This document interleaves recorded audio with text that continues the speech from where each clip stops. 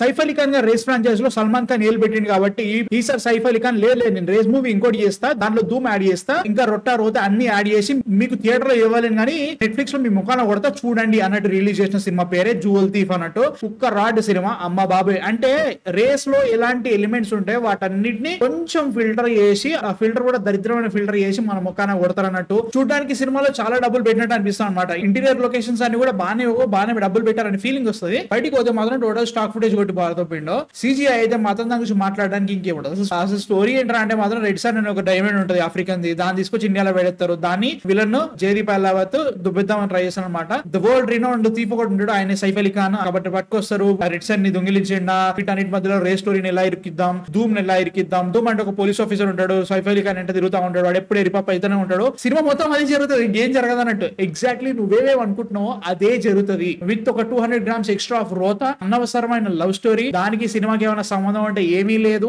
Night manager ని లేపినట్టు కొన్ని shorts ఉంటాయి, యాక్షన్ సీక్వెన్సెస్ చూస్తుంటే కళ్ళు తిరుగుతా ఉంటాయి. ఎందుకంటే కెమెరా ఒక దగ్గర ఆగిసావదు, ఒక్కటి కూడా క్లియర్ గా కనబడిసావదు. సినిమాటోగ్రఫీ చూస్తుంటే ఇది ఏదో సినిమాలో చూసానే అన్నట్టు విజువల్స్ ఉంటాయి. అక్కడ డైలాగ్స్ చూస్తుంటే మాత్రం నీకు వాంతి వస్తా ఉంటది, అంత దారుణంగా ఉంటది అన్నట్టు. ఎడిటింగ్ మాత్రం కేక, గేమ్ చేంజర్ ఇన్స్పిరేషన్ కి అమ్మ మొగుడు అన్నట్టు. ఇది ఒక్క షాట్ కనీసం నార్మల్ గా ఉండదు బాబు. అసలు ఏం జరుగుతుందో, స్టోరీ ఏంటో కట్ చేసినవా. 2.5 hours సినిమా తీసి దాంట్లో అర్ధగంట కట్ చేసినట్టే ఉండదు అన్నట్టు. ఒక పాయింట్ కి ఇంకో పాయింట్ సంబంధం ఉండదు, ఒక సీన్ కి ఇంకో సీన్ కి కనెక్టివిటీ ఉండదు, డైరెక్ట్ దూకేస్తా ఏకంగా. అది మాత్రం సూపర్ అనిపిస్తా ఉంటది అనమాట. టెక్నికల్లీ చెప్పాలంటే వాళ్ళు నెట్ఫ్లిక్స్ కి రిలీజ్ చేద్దాం అనుకోలేదు, థియేటర్ లో రిలీజ్ చేద్దాం అనుకున్నారు. కాకపోతే వాళ్ళకి థియేటర్ లో చూడడానికి ఎవరు రాలని అర్థమైపోయింది. నెట్ఫ్లిక్స్ లో వదిలేసారు, దాంట్లో అన్ని కట్ చేయమని అంత కట్ చేసారు. అండ్ ఆల్సో కట్ చేయకుండా దాంట్లో ఏమైనా మస్తు ఉందా అంటే ఏమీ లేదు, రోతే ఉంది. సినిమా మొత్తం అసలు ఏం బాగుందిరా అంటే మాత్రం జయదీప్ పహ్లావత్ యాజ్ రాజనౌలా కొంచెం అనిపించింది, మంచిగా అనిపించింది. అంటే లైక్ ఒక విలన్ గా ఒక ఆరా బాగానే క్రియేట్ చేసింది. కాకపోతే క్యారెక్టర్ ఉన్న డైలాగ్ కి, అది జరిగే సిచ్యువేషన్స్ కి, వీడు నిజంగానే విలన్ అని చెప్పేసి ప్రతి 2 నిమిషాలు మనం నమ్మించే ప్రాసెస్ కి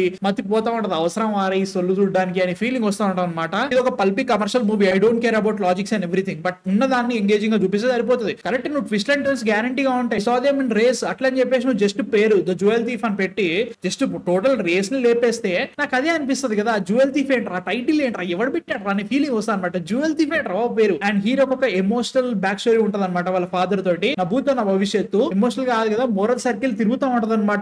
ఏం మారుతున్నారు అనే ఫీలింగ్ జరుగుతూ ఉంటది అనమాట. ఫ్లైట్ లో ఒక యాక్షన్ సీక్వెన్స్ ఉంటుంది, యాక్షన్ సీక్వెన్స్ అని చెప్పలేం కానీ ఫ్లైట్ లో కథలు పడతా ఉంటారంటూ. ఫ్లైట్ ఏమైనా షేర్ ఆటనారా, ఒకసారి ఇస్తాంబుల్ పోతా, లేదు నేను సెంట్రల్ పార్క్ దిగుతా, ఓ 2 నిమిషాలు ఆగబోయా ఇక్కడ దిగిపోతా అన్నట్టు నడుపుతారేంట్రా ఫ్లైట్ ని. అర్థమే కావట్లేదు, ఏదో జరుగుతుంది అనమాట. అది సో ఇదంతా చూసిన తర్వాత 2 గంటల టైం నా వేస్ట్ చేసుకున్న తర్వాత మీరు కనుక వేస్ట్ చేసుకోవాలనుకుంటే ఈ సినిమా చూసేయండి. నా దృష్టిలో మాత్రం బొక్కలా ఉంది సినిమా. మీరు చూడాలంటే చూసేసేయండి, తర్వాత నాకు సంబంధం లేదు. అండ్ మర్చిపోయినా, మ్యూజిక్ అయితే మాత్రం రేస్ మ్యూజిక్ ని లేపేస్తే కాపీరైట్ వస్తుందని చెప్పేసి కొత్తగా ట్రై చేశారు, అది మాత్రం దరిద్రంగా ఉంది.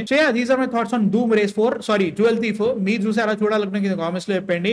అండ్ ఇంకా చాలా రివ్యూలు రాబోతున్నాయి. సో ప్లీజ్ మా కాంటెంట్ నచ్చితే మాత్రం సబ్స్క్రైబ్ కొట్టేసేయండి. అండ్ నెక్స్ట్ వీడియోతో మళ్ళీ కలిసి man of fiction signing off. By.